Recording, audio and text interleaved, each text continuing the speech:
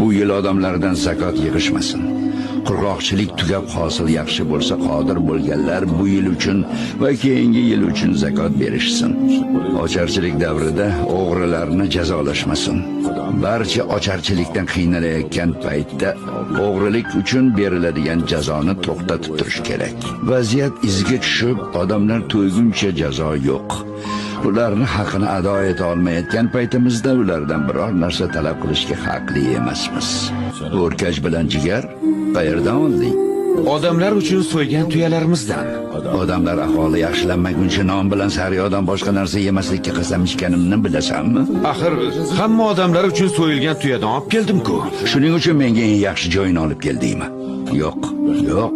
O'zi yaxshi joyini yeb, odamlarga yomon joyini yediradigan hukmdor adolatsizdir. Bu idishdagini olib borib, odamlarga yedir. Menga non bilan sariyog' olib kel.